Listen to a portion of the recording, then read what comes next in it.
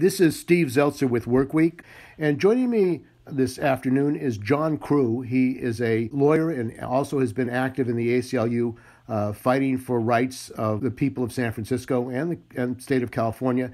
And we're going to be talking about the negotiations that are taking place and the issues around the contract of the San Francisco Police Officers Association with the City and County of San Francisco. So welcome to WorkWeek, John. Thank you, Steve. So, John, first of all, why don't you talk about your history? You've been active as an attorney for civil rights for many years. Yeah, I mean, the short version is I'm actually a retired attorney, but at this point remain active on these issues. I served as the ACLU of Northern California Police Practices Project Director starting way back in 1985, worked on these issues with special focus in San Francisco, but also statewide and then nationally as well. So I have quite a bit of background on this issue, and as a San Franciscan, longtime San Francisco, and just completely fed up with how far behind the times our police department is and how much our city leadership, our allegedly progressive pro-civil rights city leadership, gives away power to an absolutely reactionary, anti-reform, often racist police union, and it's time to put an end to that. And the way to do that is to stop just granting them unconditional pay raises. And you have some personal experience. I understand you were arrested by the one of the leaders of the Police Officers Association in 1984. Why don't you talk about that? You were just trying to protect civil rights? Yeah, that's going back in the old days. It's Gary Delanus, and at that point, Gary was not a leader. I was a very young lawyer, and I was sent out by my boss to monitor the police who appeared to be sweeping up homeless people, even back then, around the Holiday Plaza at Powell and Market. And indeed, they were asking people for identification, even though they had not committed any crime. And this was shortly after the U.S. Supreme Court had thrown out California's old anti-loitering law, which is essentially like an anti-apartheid pass law that required you to produce identification upon request to the police, whether or not you'd done anything wrong. And so I monitored Gary and his partner from some distance for a while, taking notes, suddenly circled around, demanded to know what I was doing, demanded my ID, which I said, well, actually, that's the point. You don't have any right to demand that. He, got angry, seized my notebook, arrested me, put me in handcuffs, threw me in a patrol wagon, and, basically did not recognize, did not care that the law clearly was that if you're not committing any crime, because there's no reasonable suspicion of any offense, my offense being watching them and taking notes, you didn't have to produce ID. And that was just my personal experience early on, but in a very, very mild, almost trivial way, compared to the police misconduct that communities of color in particular experience.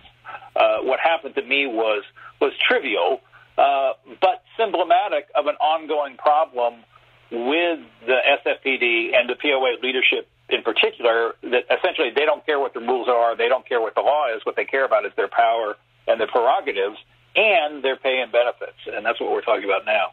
And in San Francisco, the SFPOA has actually threatened people. They threatened the San Francisco Labor Council for passing a resolution saying that there should be prosecution of police officers who killed people.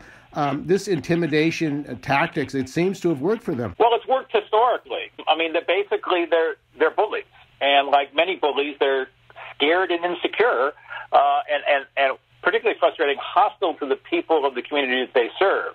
And there was a period of time, a long period of time, where these bullying tactics paid off for them in terms of political influence and people not being willing to cross them.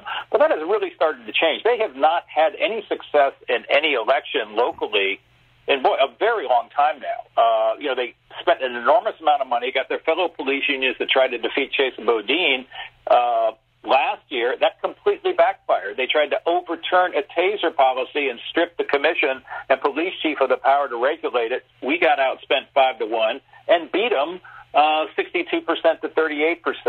And indeed, just a few months ago, 9 members of the 11 Board of Supervisors signed an extraordinary op-ed in the Examiner saying that these tactics from the POA had to stop, calling them out and promising to never take money from the POA politically ever again, and asking their fellow politicians not to do this. And this was signed by not just the progressive faction of the Board of Supervisors, but so-called moderates like, honestly, it was State Senator Scott Wiener, who was facing a challenge from the left, from Jackie Fielder. The power of police unions politically has really eroded, and very much eroded in San Francisco, to the point where even they were calling themselves politically toxic, which is why for them to exert influence, they have to do it behind closed doors. That's what's so insidious about what is going on. There's no legal obligation for our city to be negotiating reform and accountability and transparency with this police union. There's no requirement at all under law, but too many city officials go along with that, which allows the POA's positions to evade public scrutiny and have influence behind the scenes. That's the only way they have any power left. And it is, in fact, the reason San Francisco still is so far behind the times what other police agencies are doing, notwithstanding having one of the most generously compensated police agencies in the country. We're paying for top dollar for modern, professional, as anti-racist, as nonviolent as possible policing, and we're still getting amateur hour. So unless our Board of Supervisors insist on getting something back for what we're paying for, namely, you want 3% pay raises, then agree to these provisions to stop blocking reform.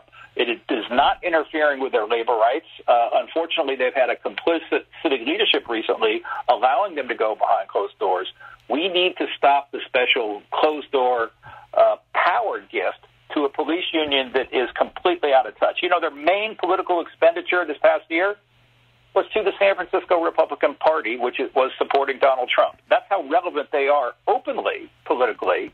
But if you allow them to retreat behind closed doors and cut secret deals with the mayor and her negotiators, that's why we're in this state, and we got to bring an end to it. And we're talking with John Crew, who was an attorney with the ACLU and now is fighting to ensure some changes in the conduct of the San Francisco police. And the city of San Francisco and the Board of Supervisors are going to be voting on a contract. You're urging them to reject that contract. Now, the mayor, and not only the mayor, but Rudy Gonzalez, the executive secretary of the San Francisco Labor Council, have said that if that contract is rejected, there may be layoffs of city workers, public workers, nurses, and other public workers. And although it's only apparently $10 million, what's really going on with this fight at the Board of Supervisors? Well, first of all, it's my strong belief that on its face, this contract should be rejected. But even if the board is not willing and able to reject that yet, there are a number of records that have been unlawfully withheld by labor negotiators about what they have been doing with the POA, not only on the contract, which has been unbelievably secretive how they've handled it, but also on a variety of other sorts of negotiations with the POA. And as long as those records, which are clearly relevant to the decision whether or not to approve this deal, unless and until those records are released to the public, as they're required by law, the board should not be voting on this at all. If they want to delay it, that's fine. But the idea that the board would approve what may be the largest public bargaining unit contract, which represents the vast majority of the spending of the SFPD, which is a $700 million a year budget, which has increased over the last decade, controlled for inflation by $170 million. The idea that they would rubber stamp a secretly negotiated deal when information is being held from the public would be very disturbing. There are bright warning lights, alarm bells flashing and sounding about this dirty deal. And if the board wants to put it off until we get more information, that's fine. If they think they have to vote initially right away, then they should vote to reject it and send it back to the bargaining table. A couple of points on this. The current contract with the POA does not expire until the end of June next year. And in fact, the reason they did this quickly and secretly was because the normal process would be there would be contract negotiations, discussions. There was a public hearing that affected the contract negotiations in 2018 during the last round.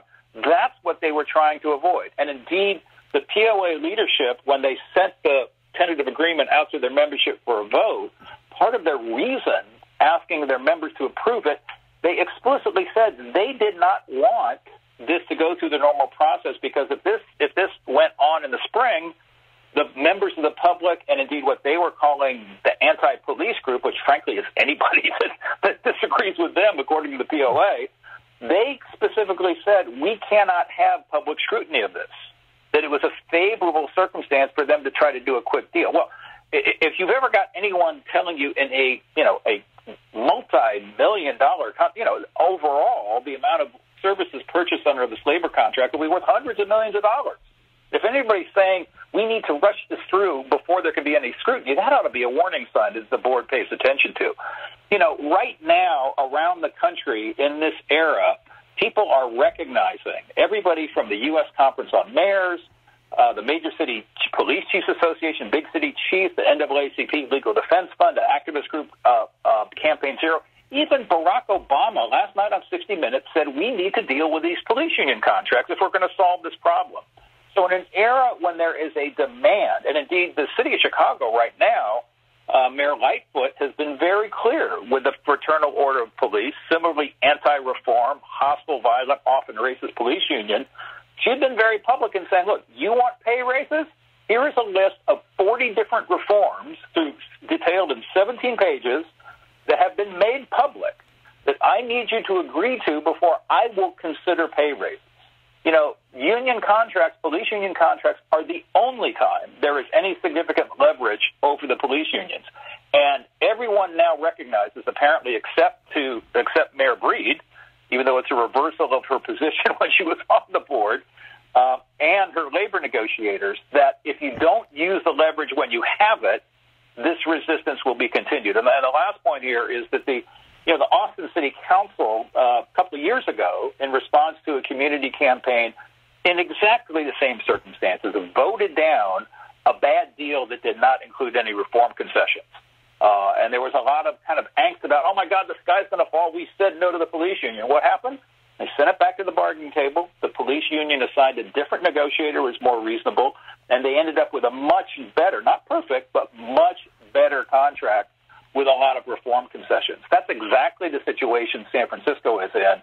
And San Franciscans ought to be asking if it could be done around the country, in Chicago and Austin, then President Obama is calling for it, and everybody from mayors to police chiefs is calling for it. Why would San Francisco, of all places, engage in a horribly secretive, inadequate, unjustified giveaway to the main force in town, the politically unpopular, politically irrelevant main force in town that has been blocking reform, that is the reason, which the supervisors agree is the primary obstacle of reform.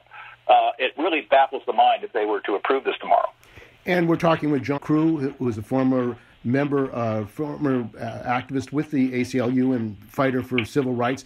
Now, John, you wrote an article or a letter about your thoughts about Rudy Gonzalez and the San Francisco Labor Council. The San Francisco Labor Council and many unions, including SEIU 1021, which is the largest, have said they support Black Lives Matter.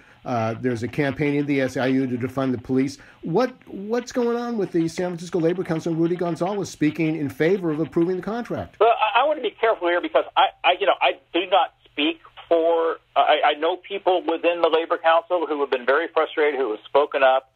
And as I'm sure your listeners are aware, there is currently a major discussion going on within the labor movement nationally what to do about these police unions that have been, for years, for many decades, to my knowledge, never shown solidarity with other unions, have been overtly hostile to the membership of these unions, have pursued right-wing politics and alliances, with Donald Trump, the Fraternal Order of Police, who was one of the biggest backers of Trump, and are clearly hostile to the agenda of the labor movement.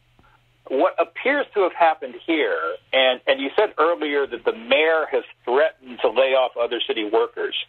I'm not aware that the mayor has done that publicly. I understand that that's the rumor and that's what people are saying around City Hall. But my response to that is, if that's what she's really going to do, she ought to say it publicly.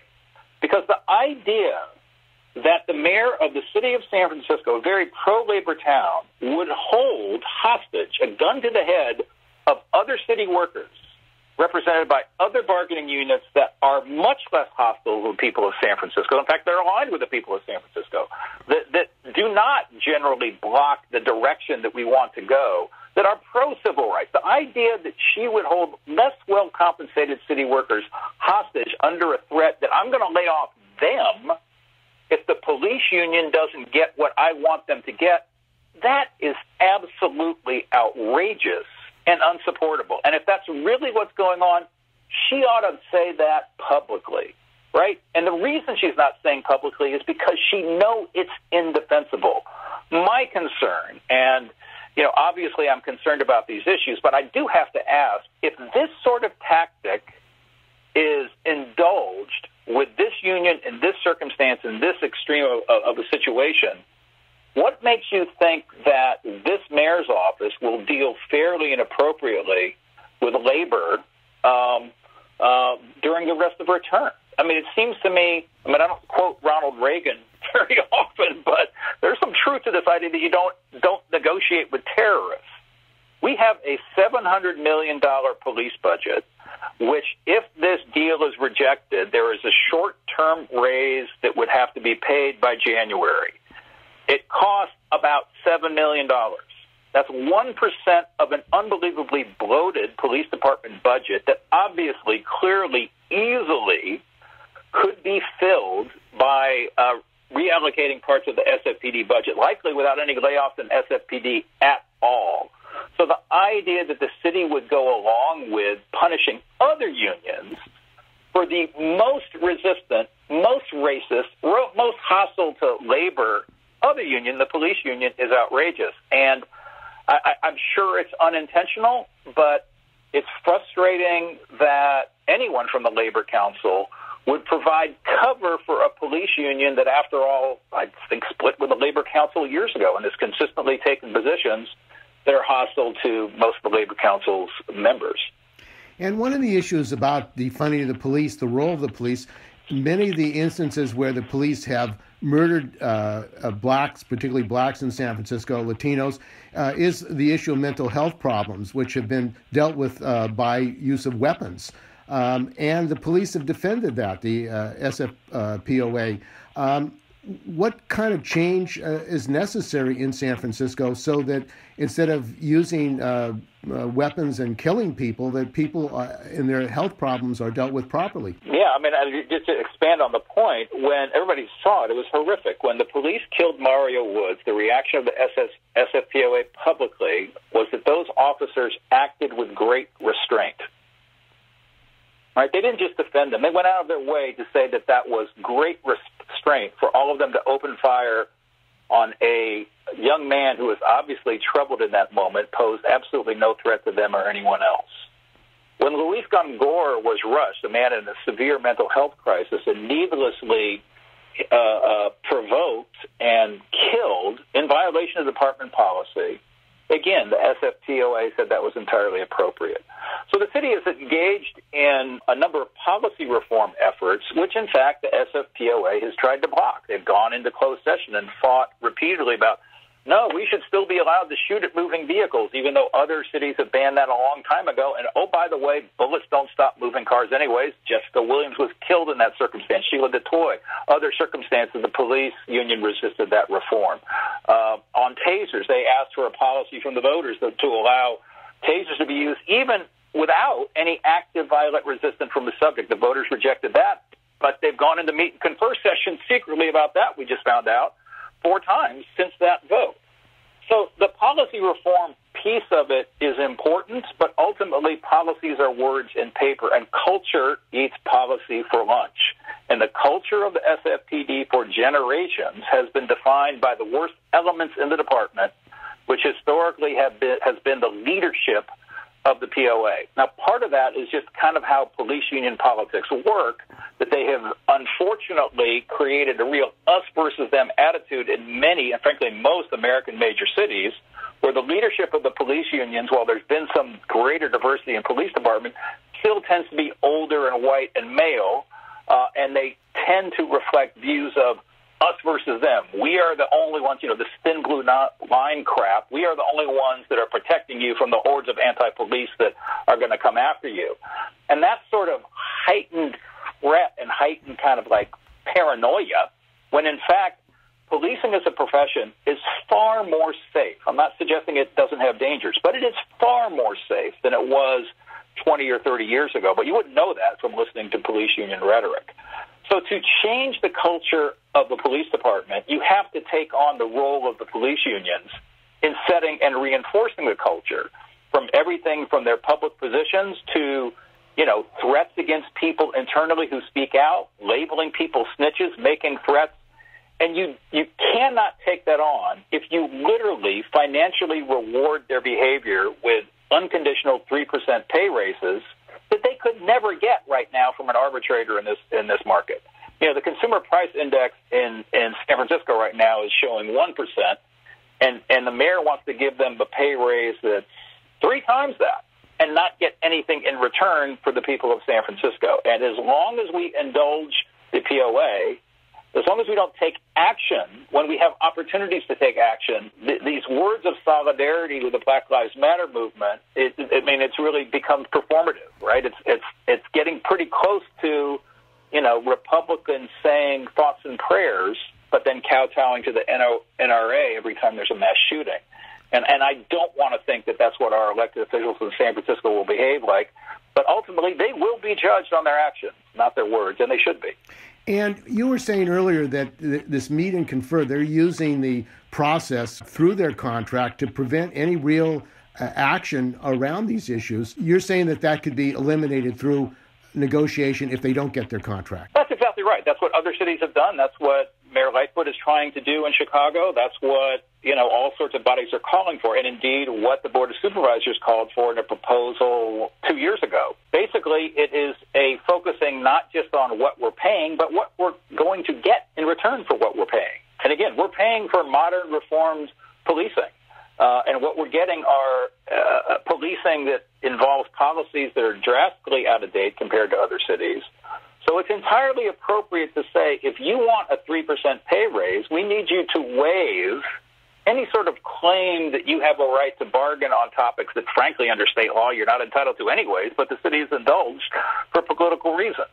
You could say that on every single, for example, U.S. Department of Justice COPS reform recommendation, every single one based on what other cities already have, you are going to waive in return for a 3% pay raise your right to claim a right to arbitrate those issues, or your right to have extensive meet and confer of these issues. If that is not incorporated into the contract, these practices will continue. And examples like, the body-worn camera policy, a simple proposal about when officers, a simple policy about when officers could review footage when there's an investigation, have to give a statement before they view it so they're not able to kind of like change their statement to fix to match what the video says. Policies have been in place in other Bay Area cities for a long time. That took 2.5 years of meet and confer. And we just got documents that show that for 2 years of that, it was on an issue that even the city agrees is not covered by state labor law, and there is no mandatory right to bargain. So unless the city does not assert its rights, and these are management rights, but one of the things that we have to deal with, and I think unions, the labor movement nationally is starting to grapple with, is the simple reality that police unions are different. They're different not just in their behavior and their politics and their lack of solidarity, but when you're talking about what police officers do, they are exercising unique rights. They have the authority to deprive us of our freedom, to use force, to use deadly force, right? And they are resisting restrictions on that. They knee-jerk resist anything that would narrow their discretion and create opportunities for change and hold their officers accountable. And so it's absolutely critical. And the law, the case law has been consistent with this for 40 years, that those aren't the appropriate subjects for closed-door negotiations. These aren't negotiations with librarians or rec park workers or health department folks who have concerns, legitimate concerns about their working conditions. These are core public policy decisions about how we use police and what will be tolerated from them. And we have to accept that that is different. I am not one who says that there should be no labor unions for police. Some people think that. But I am saying that they should not have special political privileges because they have been able to threaten and bully politicians, frankly, largely Democratic politicians, in states like California, out of taking more aggressive posture. And the way to do that is you have to say no, and you have to, if you're going to give out pay raises, you have to get something back. And Xavier Becerra, before him, Kamala Harris, when she was Attorney General, it seems they took money from the Police Officers Association and kowtowed to them. Is that the reason that there hasn't been any change in these policies? I mean, that is a big reason, right? The influence of police union money has been enormous in California politics. You know, people look outside California and say, oh, we're a relatively progressive state controlled by Democrats, but on police issues, we've been horrible. We have some of the worst laws that block police transparency and accountability in the country, and we're a country in a state for a long time that has been a bastion of Democratic political power. So why is that? Well, part of it has been, from my point of view, partially the labor movement too often being reluctant to break with the police unions and say, no, they don't represent us, they don't represent our values, which has given cover for Democratic politicians to go along with them. And even now, as this era is changing, and, you know, politicians probably do not fear necessarily the police union, you know, raising their own candidate. In San Francisco, a police union-backed candidate, probably that's a kiss of death. But they do fear, particularly moderate politicians, the amount of money that can be raised politically on hit pieces, on ads, political action committees that support alternative candidates behind the scenes, as they tried to do in the DA's race. And, you know, Chesa Boudin was able to show that he could overcome that. But the way he overcame that was being very clear and open and honest about it, is that this is a force that is negative in San Francisco. I am resisting it. I'm going to do the right thing. And I'm not going to take their money, and I'm going to be a leader nationwide.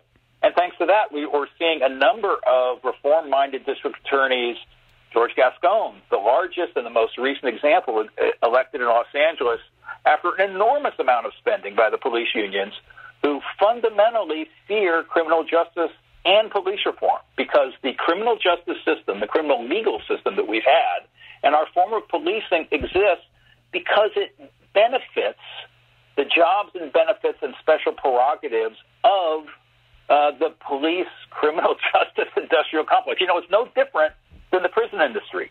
We used to not be able to make any progress on sentencing reform because of the political clout of the CCPOA, the Correctional Police Officers Association.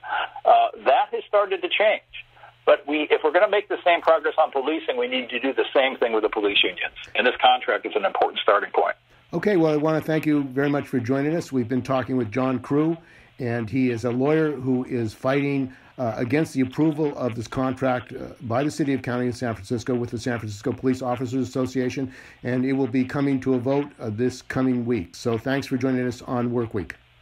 Thanks for having me.